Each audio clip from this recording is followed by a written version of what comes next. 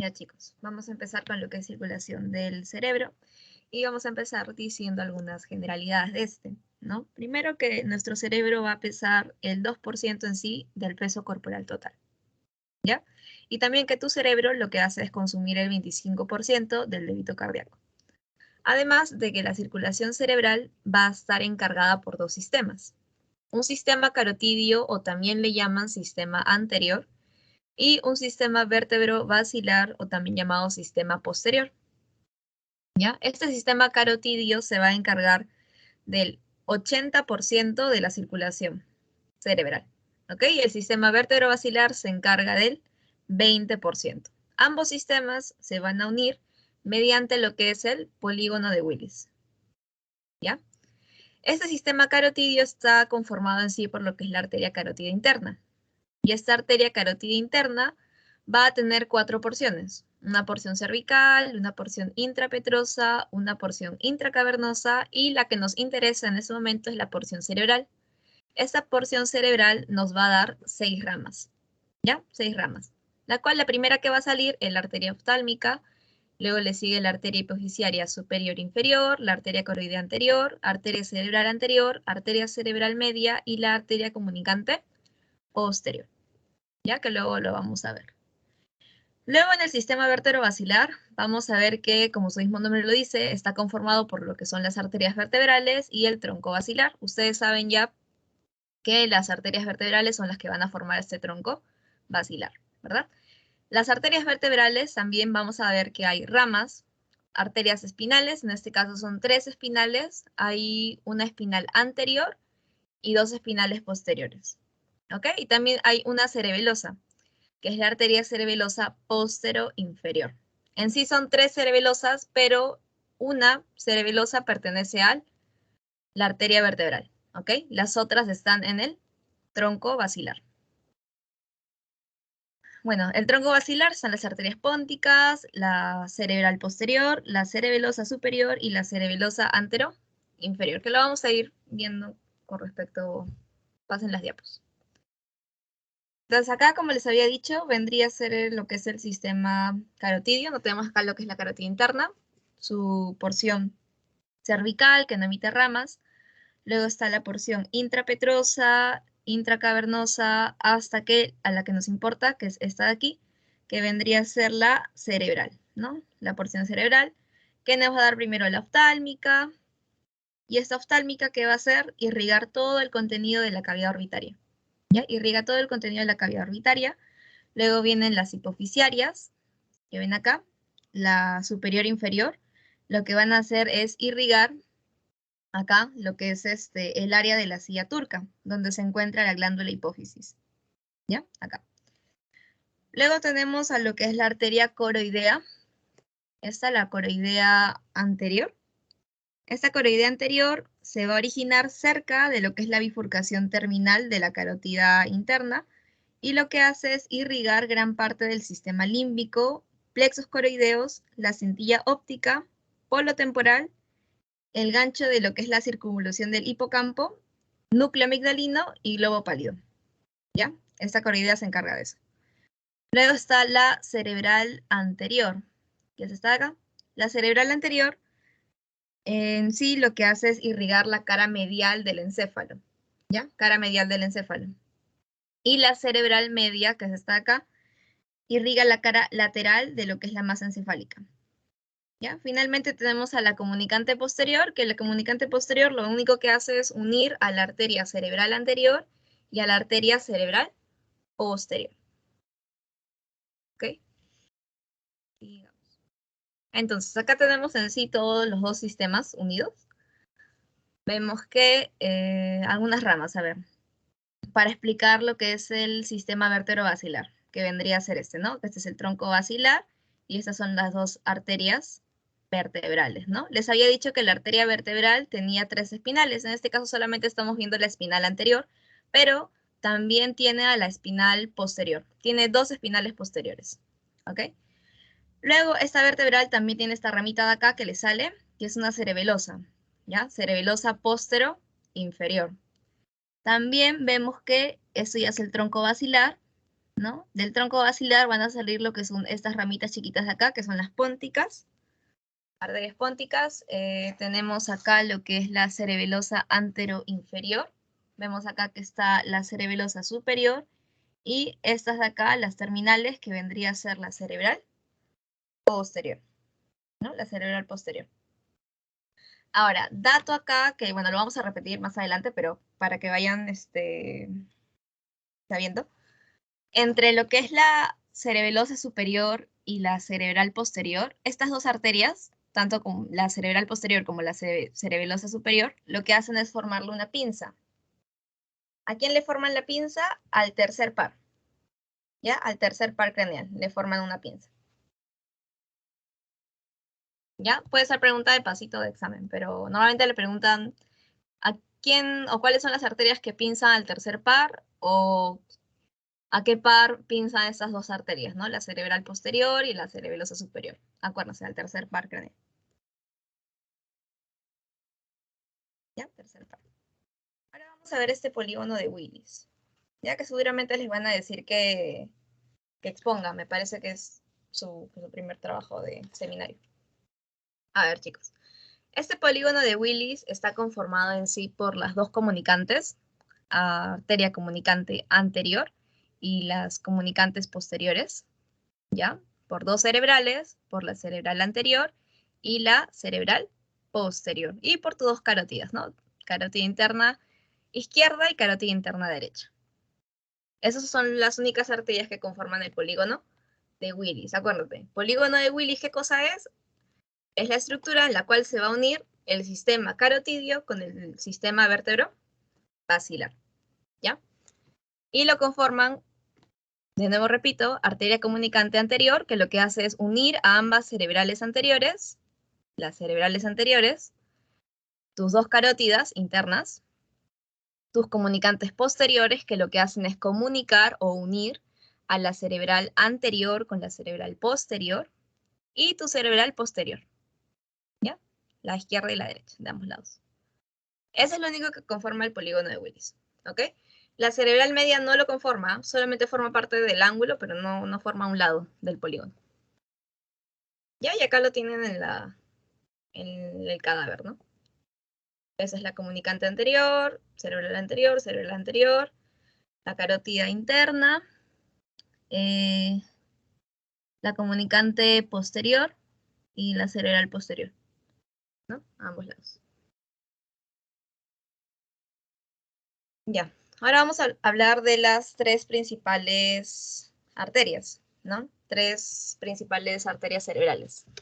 Empezamos con lo que es la cerebral anterior. A ver, tenemos acá, saco el puntero. Tenemos la primera rama, que es la arteria órbito-frontal medial, ¿no? Esta de acá. Esa arteria órbito-frontal medial lo que va a hacer es irrigar a lo que es el área 11, ¿ya? Área 11 de Brodmann, y también a los giros, o también llamadas circunvoluciones, órbito-frontales, ¿ya? A esta parte irriga. Luego tenemos a lo que es la arteria frontopolar. Esta arteria frontopolar lo que hace es irrigar a los sectores 9 y 10 y también irriga parte del cingulum, ¿ok? Luego tenemos otra por acá que se llama la callosa marginal. Esta callosa marginal va a tener dos ramas. Tenemos acá la frontal media, pero acuérdense, acá solamente les ponen frontal media, pero es frontal media anterior, frontal media media y frontal media posterior. Ya así son tres frontales medias, por así decirlo. Pero les ponen como uno solo, ¿no? Anterior, media y posterior. Y también tenemos lo que es la arteria paracentral, ¿no? Otra rama que tiene esta callosa marginal, la paracentral, que va a irrigar a lo que es el lobulillo paracentral.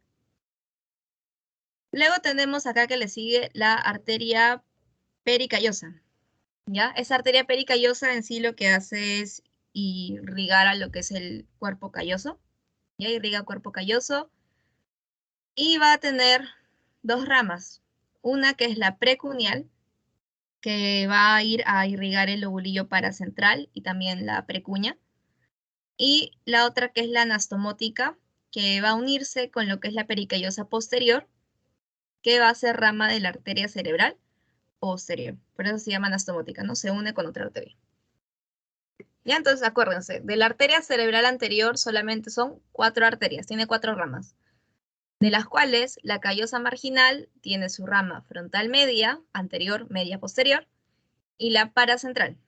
Y de la pericallosa tiene a la precuneal y a la anastomótica.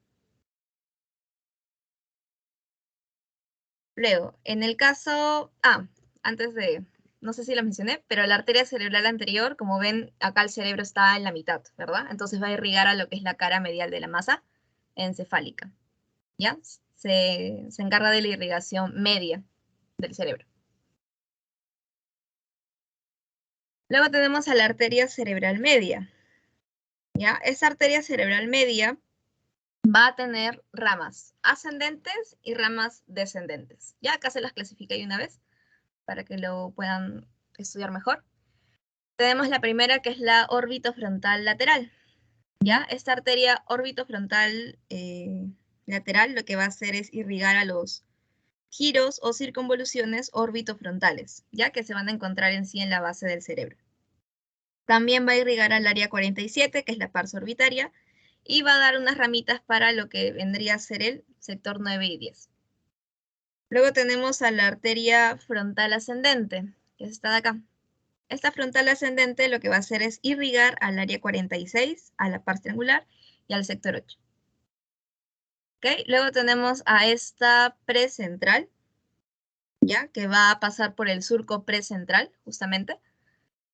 Y lo que va a hacer es irrigar a la pars opercular, a los sectores 6 y 8, y también participa en el giro frontal ascendente, o también llamada la área motora primaria, que es el área 4.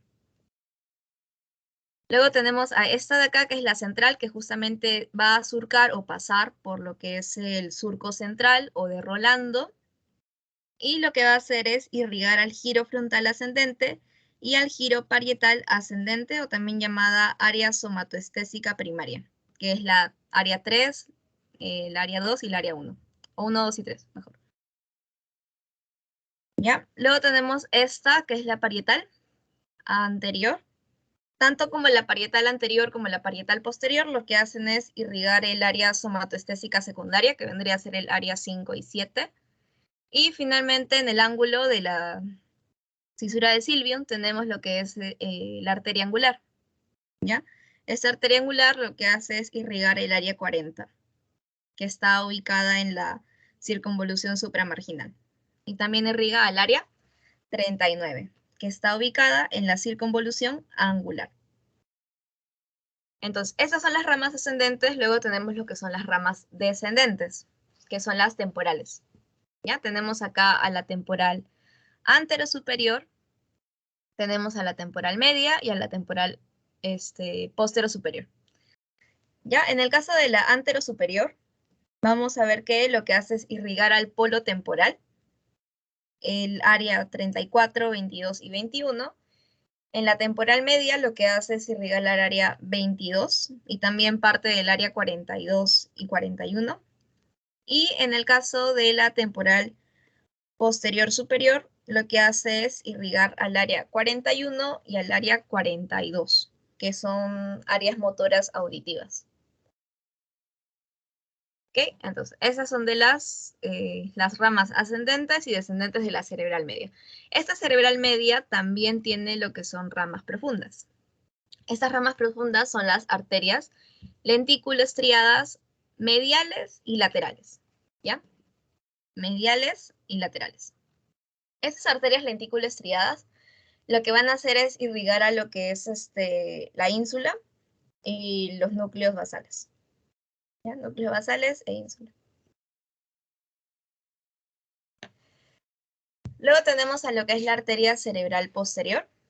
Acá vamos a ver que esta arteria cerebral posterior lo que va a irrigar es la cara inferior del cerebro, ¿ya? Tenemos primero la arteria temporal anteroinferior, que no sé si se acuerdan que si había una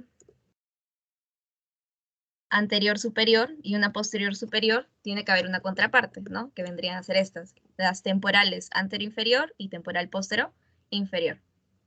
¿ya? Es su contraparte. O sea, se unen con la otra.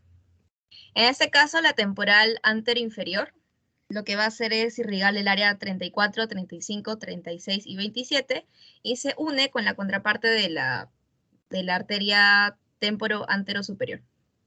¿Ya? Luego tenemos a la temporal posterior-inferior, que va a irrigar al área 37 y 27, igual forma se une con la contraparte, o sea, la temporal postero-superior.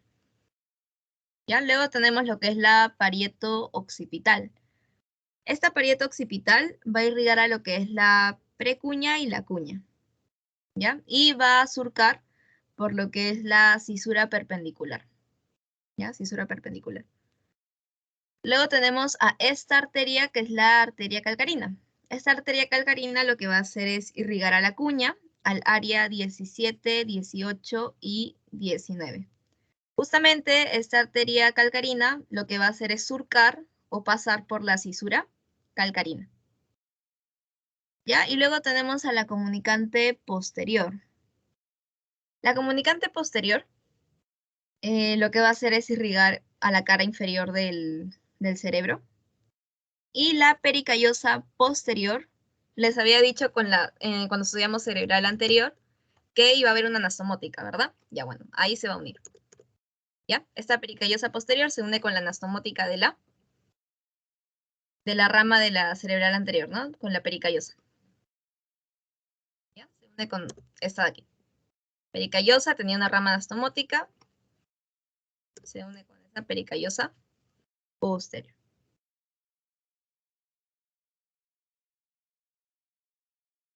Luego, en el caso de irrigación del tallo encefálico, o sea, lo que vendría a ser el mesencéfalo, metencéfalo y mielencéfalo, vamos a ver que acá hay arterias tálamo-geniculadas, ¿no? Estas de acá, que son en sí ramas de la cerebral posterior, ¿no? La cerebral posterior da estas ramitas, las tálamo-geniculadas, y lo que hacen es irrigar tálamo y cuerpos geniculados, ¿no? También tenemos a las coroideas posteromediales, posterolaterales. Vemos a las pónticas que salen del tronco basilar y vemos que de la vertebral va a salir la espinal posterior. Acuérdense que son dos espinales posteriores y una espinal anterior. ¿Ya?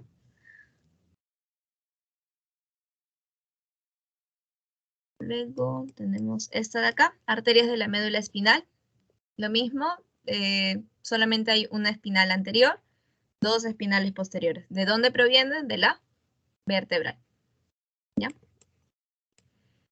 Y las arterias del cerebelo. Ya, chicos, acá son tres cerebelosas. ¿Ya? Son tres cerebelosas. Tenemos a la primera, que es la cerebelosa superior. Acá les mencioné, cuando estudiamos la parte del polígono, les mencioné que esta cerebelosa superior, junto con la cerebral posterior, lo que van a hacer es hacerle una pinza. ¿A quién? A tu tercer par craneal. ¿Ya? Puede ser pregunta. Cerebelosa superior con la cerebral posterior, aquí, le hace una pinza a tu tercer par craneal. Y en el caso de la cerebelosa antero-inferior. Ven acá, acá te menciono la laberíntica porque justamente con esta arteria laberíntica le hacen una pinza. ¿A quién? A tu sexto par. A tu sexto par craneal. ¿Ya? Y luego vamos a ver que de la vertebral, de la arteria vertebral, sale esta cerebelosa postero inferior. Entonces, esas son las tres cerebelosas. Superior, lado derecho, izquierdo, ¿no? La cerebelosa antero inferior y la cerebelosa postero inferior, ¿no? Cada una tiene su lado derecho y su lado izquierdo. Ok. Aquí. Vamos a ver lo que es el drenaje venoso del sistema nervioso. Acá está conformado básicamente por los senos venosos. Entonces, a ver. Esto parece difícil, pero con práctica o repitiéndolo se queda. Primero tenemos lo que es el seno longitudinal inferior, ¿no? Este seno longitudinal inferior se va a unir ¿con quién? Con el seno de Galeno, o la gran vena de Galeno, ¿ya? La gran vena de Galeno. Estas dos se van a unir y nos traen el drenaje de las venas del cerebro interno, ¿ya? De la parte interna. se unen y forman lo que es el seno recto. ¿Ya? Forman el seno recto. Ahora, este seno recto, junto con este seno longitudinal superior, se unen y van a formar lo que es la prensa de Erófilo. ¿Ya? A este nivel, prensa de Erófilo, aquí. A esta prensa de Erófilo también le va a llegar lo que es los senos occipitales. ¿Ya? Le llega el drenaje de los senos occipitales también a esta prensa de Erófilo. Y esta prensa de Erófilo va a enviar a una vena. Tiene una eferencia, que vendría a ser el seno transverso. ¿Ya? El seno transverso. Este seno transverso se va a unir, fíjense acá, se une con lo que es el seno petroso superficial. ¿Ya? Seno petroso superficial. Se unen y van a formar lo que es el seno sigmoideo. ¿Ya? Se unen y forman el seno sigmoideo. De este seno sigmoideo lo que hace es atravesar el agujero yugular y se convierte en vena yugular interna. ¿Ya? A ver, lo vuelvo a repetir. El seno longitudinal inferior, junto con la gran vena de Galeno, se van a unir y van a formar lo que es el seno recto. El seno recto, junto con lo que es el seno longitudinal superior, se unen y forman lo que es la prensa de Erófilo. Esta prensa de Erófilo también va a recibir lo que es el drenaje de los senos occipitales y va a enviar una eferencia, o sea, va a enviar otro seno, una vena, que vendría a ser el seno transverso. Este seno transverso que vemos acá se va a unir con lo que es el seno petroso superficial. Se unen y forman lo que es el seno sigmoideo. Este seno sigmoideo lo que hace es atravesar un agujero, ¿no? O sea, estudiaron un cráneo ya, y ese agujero es el agujero yugular. Pasa el agujero yugular y automáticamente cambia de nombre. ¿A qué nombre? Vena yugular interna. ¿Ya? Eso vendría a ser el drenaje venoso. Ahora sí. Bueno, estas aplicaciones clínicas de esto de la parte de irrigación cerebral, ¿qué es lo que o para qué sirve que sepan esto? ¿No? Por ejemplo, tenemos traumatismo encefalocraniano, ¿no? Esto puede suceder cuando hay fracturas, ¿no? Por ejemplo, acá lo más probable es que se dañe una arteria, la meningia media, ¿no? Se daña esa arteria y lo que hace es que ocurre un derrame, ¿no? Un derrame. Si el derrame es por debajo de las meninges, ocurre lo que es la hemorragia subdural. Si es por arriba de las meninges, ocurre lo que es la hemorragia epidural. ¿Ya? ¿Qué sucede? Cuando hay mucha sangre, vemos que acá está mucha sangre, lo que hace es que empieza a comprimir, ¿verdad? ¿Por qué? Porque el cerebro tiene que tener su espacio normal, ¿no? Es como que si estuvieras metiendo algo donde ya está lleno. Entonces empieza a llenarse y empieza esta sangre a comprimir la masa del cerebro. Y esta masa no tiene otro lugar que a dónde ir, que vendría a ser el único sitio de escape, es el orificio de la tienda del cerebelo, ¿no? Donde puede penetrar el uncus. ¿Y qué sucede ahí? Puede comprometer lo que son nervios, ¿no? Nervios, como el tercer par craneal. Justamente hay una rama de este tercer par que podría ser que lo dañe y se observa, ¿no? En la clínica, ya cuando tú observas a tu paciente y le pones la luz para ver el reflejo pupilar, se supone que cuando tú le pones la luz, tiene que haber una contracción, o sea, tiene que haber miosis. Pero ¿qué sucede? Tu paciente no hace eso, sino que las pupilas siguen dilatadas. Entonces ahí puede ser, ¿no? Ahí se refleja el daño. Otra aplicación puede ser las enfermedades cerebrovasculares, ¿no? Cuando lleven ya patología, fisiopatología, van a ver bastante de esta parte de neuro, de esto. Bueno, como breve introducción en sí, enfermedades cerebrovasculares vamos a tener dos, isquémicas y hemorrágicas. En mayor parte, en un 80% son enfermedades isquémicas y en un 20% son enfermedades hemorrágicas. ¿Ya? ¿Qué ocurre? Ponte que el paciente tenga presión alta, súmale eso que tenga una dieta inadecuada, le gusta comer comida chatarra, no hace nada de ejercicio. ¿Qué puede pasar? En las arterias, ¿no? Se pueden ir acumulando lo que son placas ateromatosas o de colesterol. Es como que si la grasa se acumulara en las arterias, ¿ya? ¿Y qué sucede? Puede pasar de que un pedazo de esa placa se desprenda. Ponte que esa placa está en la carótida, ¿no? En tu carótida. Se desprende tu placa, una parte de tu placa, y eso ya se convierte en un émbolo. Ese émbolo lo que hace es viajar por todo tu sistema circulatorio, ¿no? Viaja hasta donde se lo permita, porque si empieza a llegar a arterias más pequeñas, ya no va a poder pasar, sino que se va a quedar obstruyendo. ¿Qué sucede? Ponte que ese émbolo viaja y se queda en tu arteria cerebral anterior, ¿ya? En tu arteria cerebral anterior. Se queda ahí y ya no puede pasar, porque ya el diámetro de la arteria es muy pequeño, ya se queda ahí, atascada. Entonces lo que pasa es que ya no empieza a no llegarle oxígeno, ¿no? A esa parte o a ese tejido. Ya no va a irrigar esa porción del cerebro. Y esa parte empieza a morir, o sea, a necrosarse. Ya se necrosa y, y sucede esto, ¿no? Por ejemplo, acá hay una necrosis de una parte del cerebro. Ya, eso se da por ejemplo, en una situación de isquémica o también puede ser la hemorrágica, ¿no? De que se reviente un vaso.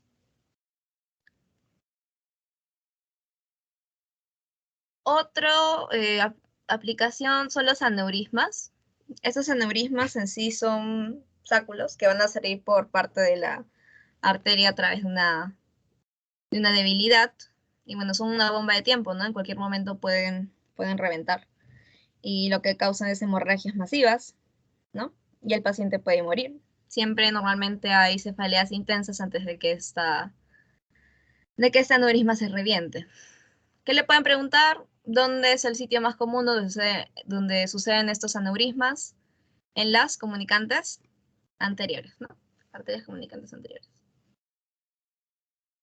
Y por último tenemos las malformaciones arteriovenosas. En este caso, lo normal, ¿no? Es que todo esté ordenado, ¿no? De vena a arteria, para que se dé el intercambio, ¿no? De la sangre oxigenada, desoxigenada. Tiene que estar ordenado, ¿ven? Para que haya un adecuado intercambio. ¿Qué sucede con estas malformaciones? Acá el pasaje anormal en sí de arteria-vena va a ser débil, ¿no? Y puede sufrir una ruptura y esto puede causar una hemorragia, ¿ya?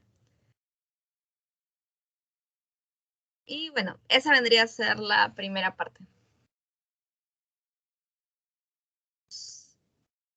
La dividí en dos para que no sea tan pesado. A ver, antes de preguntas voy a detener esto.